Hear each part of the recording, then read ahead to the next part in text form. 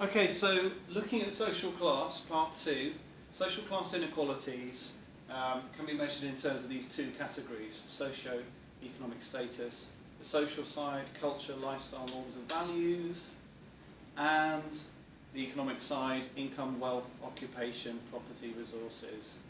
Okay, one's seen as subjective, often based on self-measurement or self-definition. I am middle class because I believe in organic food. I think it's important to eat organic and stop, and be more sustainable and not have deforestation, okay, and guilt and shame when you have a McDonald's, okay. But then on the economic side, then you might have someone saying he's middle class because he has a middle class occupation because it's a non-manual job.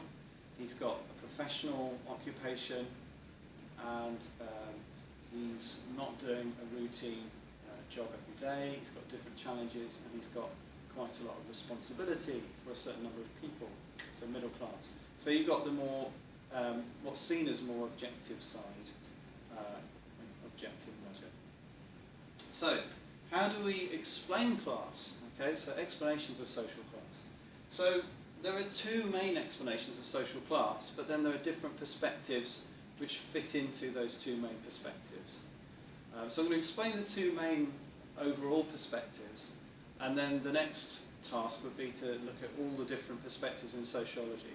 So although we've looked at functionalists, Marxists, feminists, social action theorists, Weberians, neo-Marxists, postmodernists, okay, we've got to look at what those individually say, each perspective, about social class. But before we do that, we can identify two general categories for the debate about social class. So on the one hand, we've got the meritocracy view.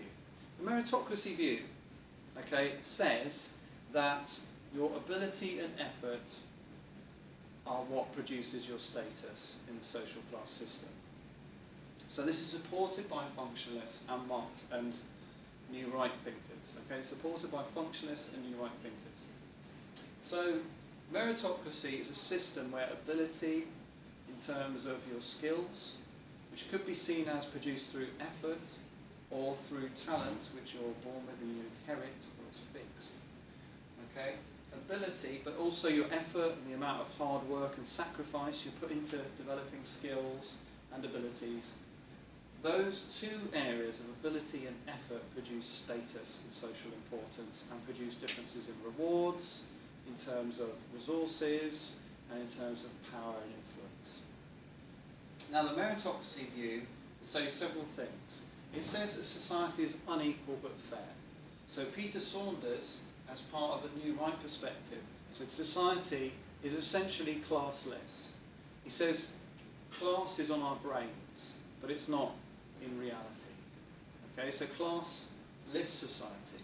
There's no real class system anymore. It's fluid. The status system is fluid. We can change our status through effort and if our abilities are recognised and if we work hard, which they tend to be in the system. He says that society is therefore unequal but fair. People are given roles based on their intelligence or their ability in other areas and the effort they put into the work.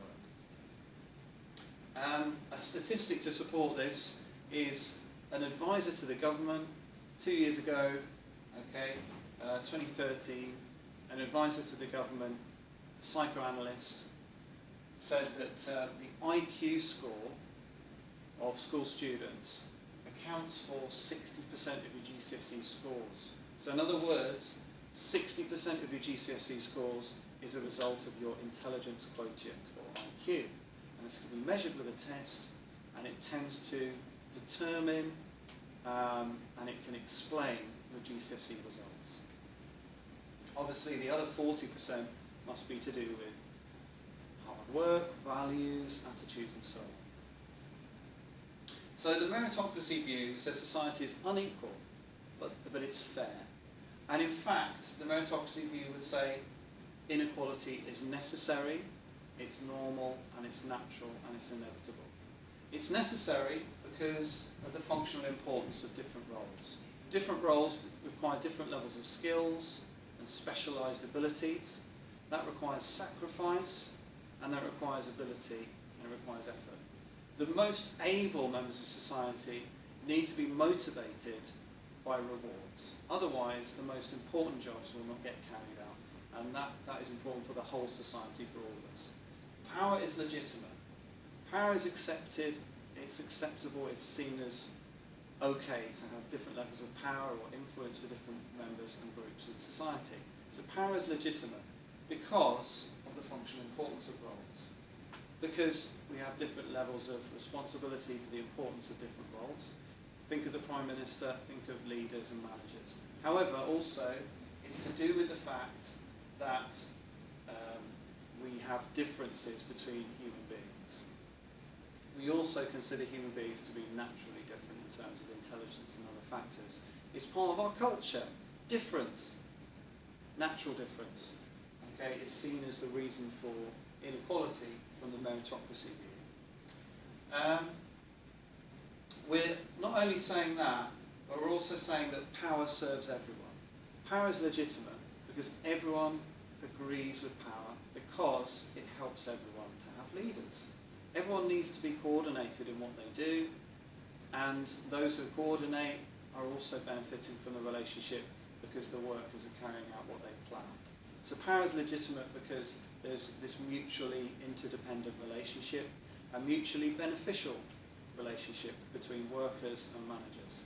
So those who do the planning and those who do the working according to the plans both benefit from that relationship. That's called mutual reciprocity. It's a mutually reciprocal relationship. Both are adding and benefiting from the relationship together. So that's why we have cooperation, social harmony, social cohesion. We work together and cooperate together to keep society going. The view against that, okay, is quite different. So we have the meritocracy view, and then we have versus the meritocracy view. So versus the meritocracy view, we have what we call the SAD thesis. The SAD thesis stands for social advantages and disadvantages. Okay, so this view is saying that society is unequal and unfair. It's not a fair society, it's not a just society. Okay? So this view tends to assume that human beings are not naturally different, but naturally equal. Fundamentally, it disagrees with the view that we're selfish and naturally different. It says that human beings are naturally altruistic and benevolent. We're naturally kind to one another, and we want to support and help each other naturally. The reason for selfishness is not human nature, it is culture of society. The reason for selfishness is not a result of our biology, it's a result of how we're socialised and how we learn to be selfish because of the competitive, exploitative economic system. The system is competitive. We're working together for scarce resources, and we're fighting against each other for scarce resources. So in different groups, they're working together against other groups. And this creates antagonism, it creates a sense of a war of one group against another all the time, and it's dividing us because the culture is exploitative. It's saying that you should take what you can get while you can. It's saying that we should take advantage of others for ourselves. So the culture itself is the reason for selfishness. So the social advantages and disadvantages thesis says it's social characteristics, it's social differences, which create barriers, stereotyping, prejudice and discrimination in society. So if we take away social difference and we have the idea of human equality, then we won't have the divisions between us which lead to the problems of barriers and stereotyping and so on. So it's prejudice about social difference that creates social inequality. For example, if someone comes from a working class background and uses certain language and this affects their chances in education because of the teacher's attitudes and prejudices, because of employers' attitudes and prejudices, then we're going to see that person experience different life chances compared to other groups. And that shows that it's not ability, it's not effort, that meritocracy is an illusion, because ability and effort don't explain status. Social differences and the prejudicial attitudes to social difference. Okay? It's the ideas about difference which explain status, because we treat people differently because of their background and their social characteristics. It's not to do with their abilities, it's it's not to do with their sacrifices or their effort levels.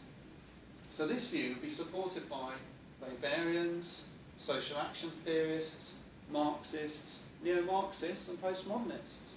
All of those perspectives would agree with the SAD thesis in different ways. And we need to understand why and how they would explain social class inequality. And that's what we need to further explore. If you have any questions, please email Daniel_Butcher@hotmail.co.uk.